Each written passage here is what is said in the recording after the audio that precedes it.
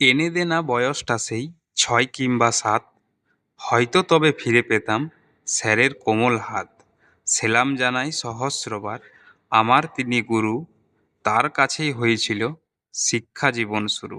আজ ৫ই সেপ্টেম্বর ২০২৪, শিক্ষক দিবস উপলক্ষে আয়োজিত অনুষ্ঠানে উপস্থিত আমার শ্রদ্ধেয় শিক্ষক শিক্ষিকাগণ, অভিভাবকবৃন্দ ও শিক্ষাকর্মীদের প্রণাম ও আমার স্নেহের সহপাঠী ও ভাই বোনদের ভালোবাসা ও শুভেচ্ছা জানিয়ে দু চারটি কথা উপস্থাপন করছি।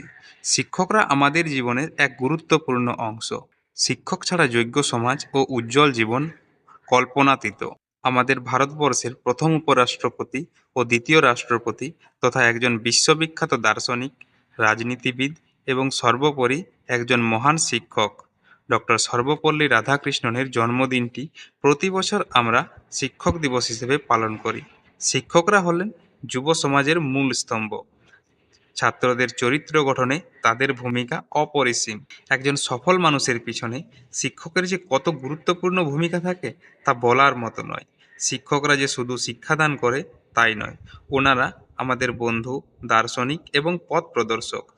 তারা একজন শিক্ষার্থীকে লক্ষ্যে স্থির করে, একজন আদর্শ মানুষ হওয়ার শিক্ষাও দেন। তাই এই উন্নয়নশীল ভারতবাসীর ছাত্রছাত্রীদের প্রয়োজন উন্নত মানের শিক্ষা সংস্কৃতি ও সম্মানের সহিত শিক্ষকগণদের সদা সর্বদা শ্রদ্ধা নিবেদন করা এবং একে অপরের সাহায্য করে নব আঙ্গিকের পথে এগিয়ে চলা।